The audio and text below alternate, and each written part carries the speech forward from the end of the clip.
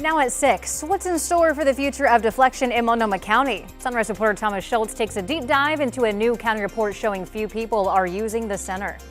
Hundreds of National Guard members who were on standby to be deployed to Portland are being sent home. The details on that, plus Governor Kotek's call to send all troops home. And your next board game night? Got a whole lot more local witch sites that you can buy in the brand new Portland Monopoly game as your news at Sunrise starts right now.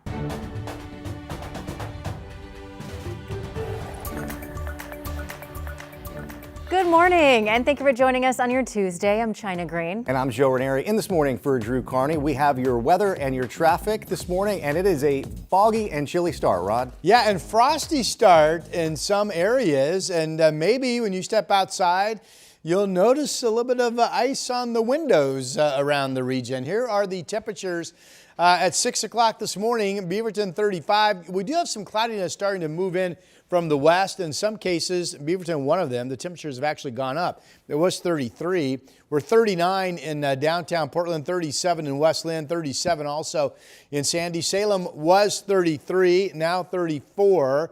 As I mentioned, we have had reports of light frost in the area this morning. So far, not really seeing fog over the state capitol. Temperature 34 degrees, some breaks in cloud cover.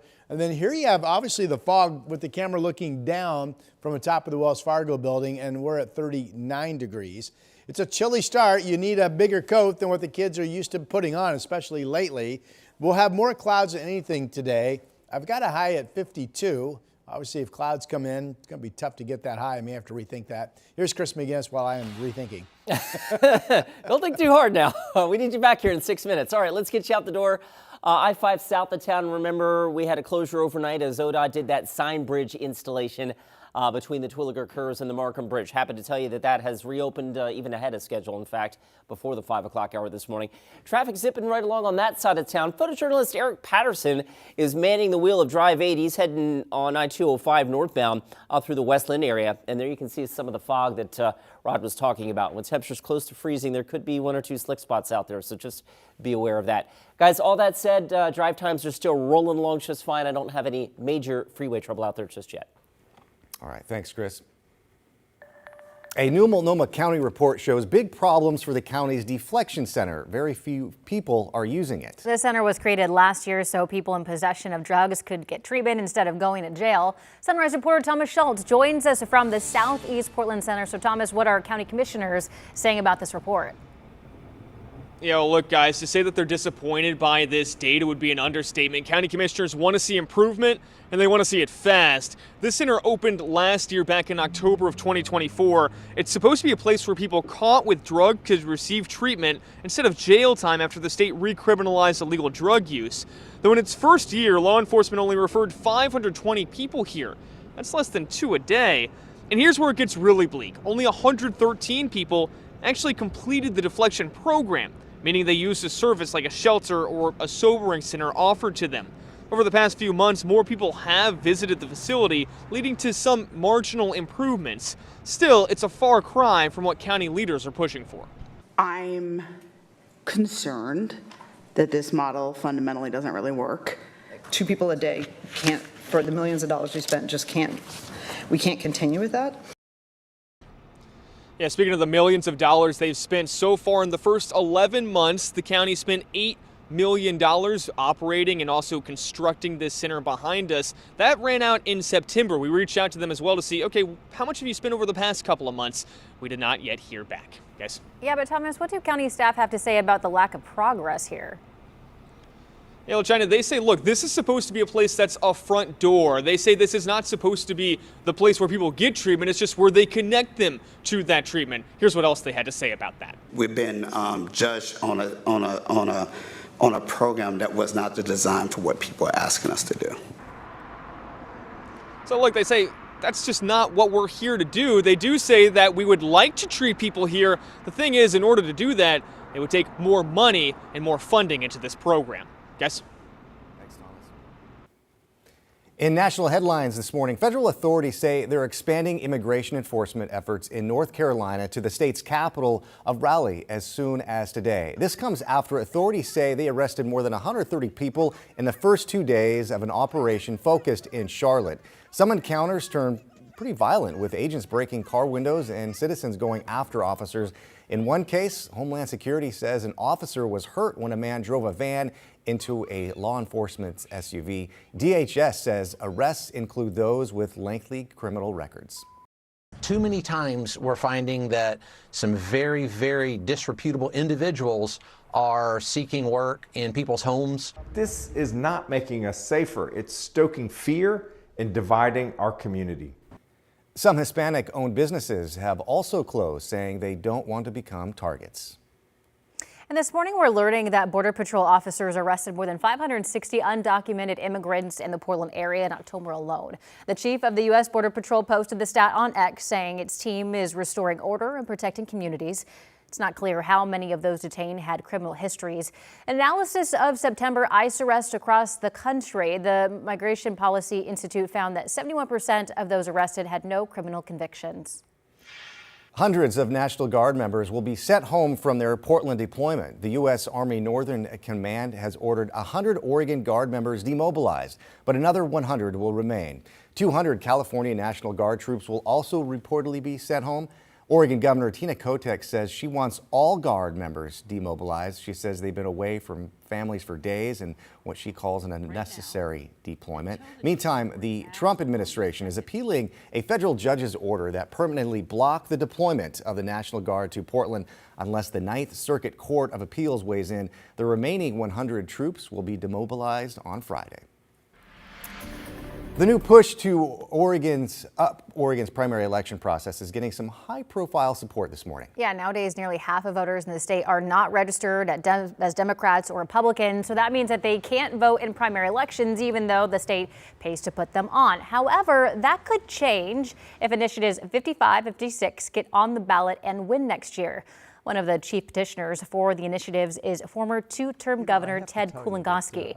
He says times have changed, and the 44% of Oregonians not registered with either major party deserve to be heard and have a real influence in elections. Having the two major parties have to ask that 1.3 million people, what's your opinion in this primary election? And reach out to them. I think the governmental process will be better for one major reason. It will moderate the system. Instead of extremes, I'm in the search for the middle. So you can find more of our interview with the former governor on KGW.com, our KGW YouTube page, and streaming anytime on KGW+. Clackamas County commissioners have appointed Matt Bunch to fill the state House seat left vacant by Christine Drazen. Bunch currently chairs the Clackamas County Fair Board and has worked in insurance and education. He previously ran for District 51 in 2024 before dropping out of the race to support Drazen. Drazen, by the way, was recently appointed to a vacant state senator seat, and you might remember she announced her intention to run for governor. This afternoon, the House is expected to vote on a bill that would force the Justice Department to release files related to the Jeffrey Epstein investigation. President Donald Trump posted on social media urging Republicans to vote to release the case files, saying, quote, "We have nothing to hide." This comes after he earlier said that they didn't need to be released because other investigations were already underway. One top Republican says almost everyone plans to vote in favor of the bill. And this morning, several survivors of Epstein's abuse plan to speak outside Capitol Hill. Some local business owners say they think it's going to take a while before they're able to pass along any savings to consumers after the president rolled back some tariffs. In an executive order, President Trump exempted more than 200 food products like coffee and beef from tariffs. Economists say none of those changes will take hold overnight, and store owners are reliant on their suppliers. So many of these things have been bought months and months ago. And so they're not going to change the prices from what they sold it to us months and months ago. Some economists say consumers should expect those higher prices to linger at least through the end of the year. Well, check this out. Portland now has its own Monopoly game.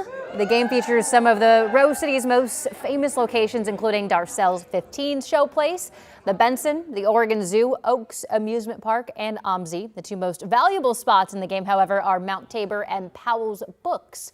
Apparently, some of the businesses paid to be included on the board as sponsors. And the makers of Monopoly first put out the call to Portlanders last year to make suggestions for what would be included, and they got nearly 1,000 emails of ideas like replacing the traditional railroads with bridges.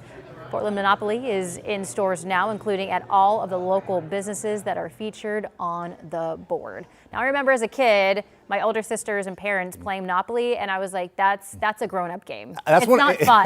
I liked it as a kid. I like it as an adult, but none of my kids, nor my wife, like to play with me. I witnessed a lot of arguments, a lot of family arguments. You got to buy up the railroad, isn't that right? Is that the way to win, right, Rod? Yeah, that was always good because I forget, there was like a multiplier, right? If you owned all the railroads, you got whatever the fee was times 4 or something like that.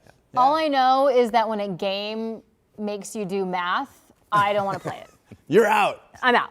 I am curious. Now I want to Google and see what all of the board spaces are, like is Voodoo Donuts on the board, for example? I don't know. All right. We've got clouds coming in from the west. Now, these clouds will be a warming impact. And what we've already seen in the past 30 minutes or so, some of the temperatures start to nudge upwards a little bit. And the radar is picking up mostly rain that's in the clouds themselves, or maybe some sprinkles now coming into the coast range. So remember, there is that shower threat today. The best chance, I think, stays along the north coast and will be probably north of Portland, but something we're watching. Clouds coming in right now, 36 in Forest Grove. It's chilly out, 33 in Tigard and 33 in Sherwood. Down in Tigard, one of our directors reporting some light frost coming in this morning. So don't let that surprise you. Kind of be on the lookout. Here are the other temperatures down into the Mid-Valley, 33 Corvallis, Albany, Salem at 34. Estacada, good morning. You were at 34 degrees. The Oregon Zoo camera, not showing any fog there in the zoo itself. 38 is the temperature now in the West Hills. And here are the numbers this afternoon at 3 o'clock. A lot of clouds now coming in. And while overall I think it's going to end up being a gray day, we'll see thinning clouds certainly east of the Cascades. And perhaps later today we'll start to see some thinning clouds here on the west side. We are trying to get up to 50 in the valley, and you folks in central and eastern Oregon will see highs hold in the 40s. It is a colder air mass, needless to say. Back down to some frosty spots again tomorrow morning. Tomorrow looks to be overall pretty sunny. And then we have the shower activity on Thursday, which may not be much. A light shower threat on Friday, which could actually hold to our north. Right now, Saturday is a bullseye of dry weather, and we think we could get through Sunday as well. That's your update.